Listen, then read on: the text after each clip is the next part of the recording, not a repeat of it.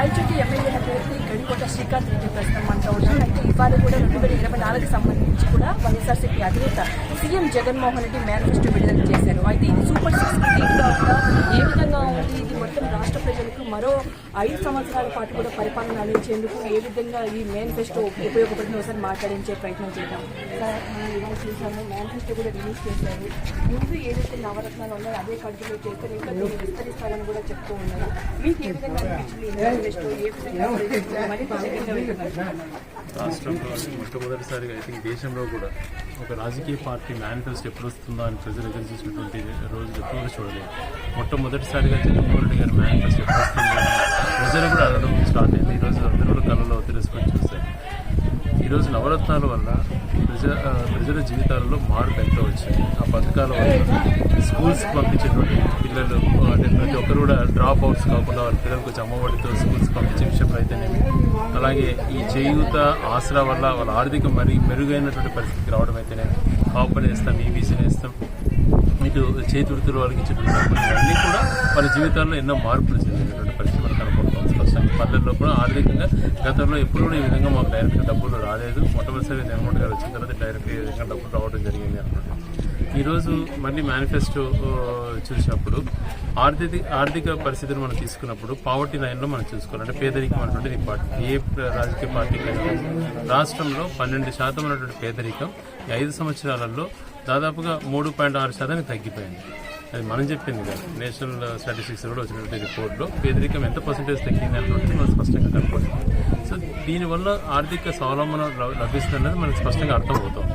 దీన్ని ఇంకా స్ట్రెంథెన్ చేస్తూ ఏదైతే కాపు నేస్తం ఇచ్చేటువంటిది గతంలో ఇచ్చడానికన్నా కూడా రెట్టింపు ఇవ్వడం, అలాగే చేయూత అనేది అంటే ముఖ్యంగా చాలామంది మహిళలు 45 సంవత్సరాలు నిండినటువంటి మహిళలు ఆర్థిక స్థితిగతులు చాలా కష్టాలలో ఉంటారు. ఒకసారిగా ఒక డబ్బులుగా వచ్చే రూపంలో ఏదో రకంగా చెందితే కదా గతంలో 5 సంవత్సరాల్లో 75,000.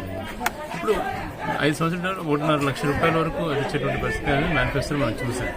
ఈ 5 సంవత్సరాలలో ఆ డబ్బులు వాళ్ళకు వచ్చే ప్రతి సంవత్సరం ఇంత డబ్బులు వచ్చే రూపంలో వాళ్ళు ఆర్థికంగా ఏదన్నా ఒక చిన్న అంగడి పెట్టుకోవడానికి కానీ ఆర్థికంగా గేదెను తెచ్చుకొని వాళ్ళ పోషణకు సరిపోయే విధంగా చేసుకోవటం, ఇలాగా అన్నింటినీ రెట్టింపు చేయడము, రైతులకు 16,000 చేయడం, అంటే 5 సంవత్సరాల్లో 80,000 రూపాయల వరకు రైతులకు వస్తుంది రైతు భరోసా కింద పెట్టుబడి నిధి కింద. ఇవి కాకుండా ఆయన చెప్పకుండా ఉండేవి అనేకమైనటువంటి ఎన్నో మౌలిక వసతులు క్రియేట్ చేసింది. గ్రామాల సచివాలయ నిర్మాణాలు, ఈ వాలంటీర్ వ్యవస్థ, ఉద్యోగాలు ఎన్ని పెంచడం అన్నీ కూడా మనం చూసాం. జగన్మోహన్ గారి పైన ఒక నమ్మకం, ఇంకా మెరుగైన తన ఆర్థిక స్థితిగతులు బాగుంటే చేయగలిగితే ఎంతైనా చేస్తాడు జగన్మోహన్ రెడ్డి గారు అన్నటువంటిది అందరి యొక్క ధైర్యం.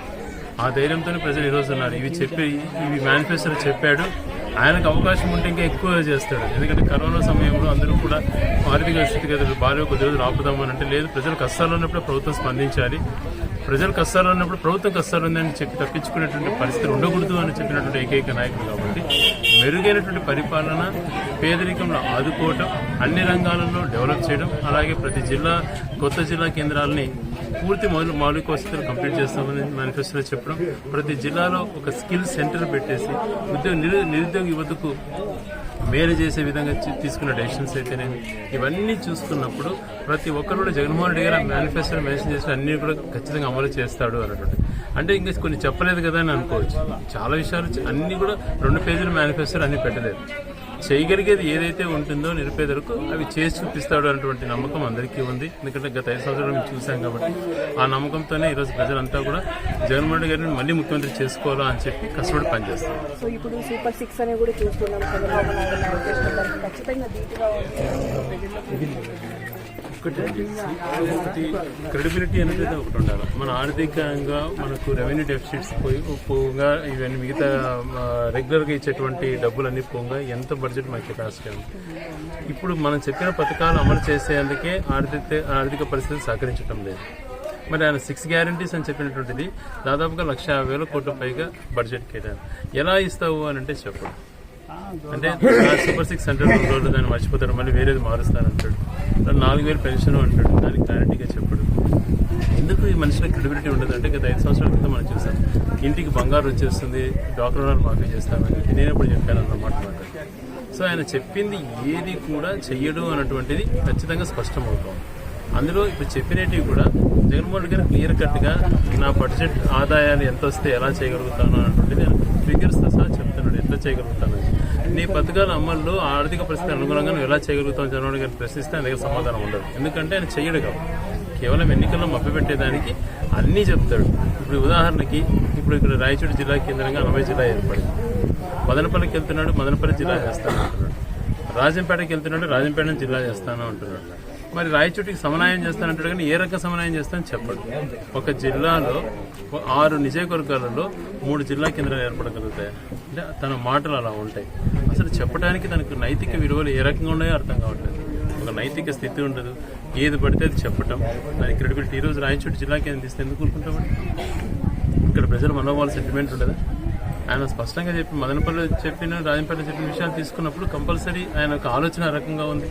కానీ ఒకటే మాకు నమ్మకం ఏంటంటే ఆయన చెప్పింది ఏది చేసేటువంటి గుణం ఉన్నటువంటి వాడు కాదు. రాజకీయంగా లబ్ధి పొందడం కోసం, ఎలక్షన్స్లో లబ్ధి పొందడం కోసం ఏదైనా చెప్తాడు అన్నటువంటి. బట్ ఇవన్నీ చూసి ప్రజలు ఆలోచన చేసుకోవాలి. ఎవరు సరైన నాయకుడు, ఎవరు ప్రాపర్ డెసిషన్స్ తీసుకుంటారు అన్న విషయాలు తీసుకుంటే ఏ రకంగా తీసుకున్నా జగన్మోహన్ రెడ్డి గారికి ఒక స్పష్టమైనటువంటిది న్యాయం ఎలా చేయాలనేటువంటిది ఆలోచన చేసి అన్ని ప్రాంతాలకు సమన్వయం చేసేటువంటి గుణం ఉన్నటువంటి ఏకైక వ్యక్తి జగన్మోహన్ రెడ్డి. కమింగ్ 10 days లో కూడా ఈ ప్రచారాల్లో ఇంకా ప్రజల వద్దకి మేనిఫెస్టో గురించి వివరిస్తూ వెళ్తారు.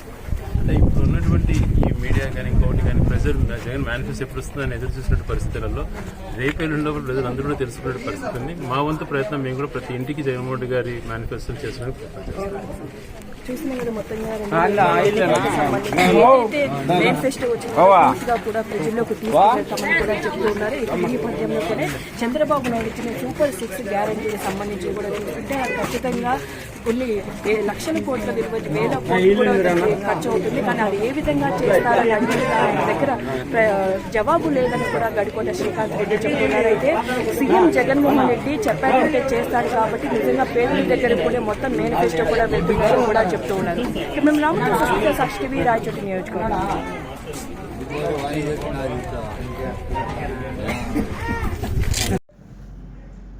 తెలుగుదేశం పార్టీ కుటుంబ సభ్యులు నా నమస్కారం, మీడియా మిత్రులు నా నమస్కారం. ముఖ్యంగా ఓదివిడి గ్రామం వీరవల్ మండలం కావులపల్లి మండలం నుంచి మేము అందరం కలిసికట్టుగా పనిచేస్తాము. బాలసుబ్రహ్మణ్యం గెలిపించుకొని అజయ్ మెజారిటీతో శాసన సభ్యులు అడుగు పెట్టిస్తాము. సీఎం చంద్రబాబు కావాలని మేము ప్రార్థిస్తున్నాము.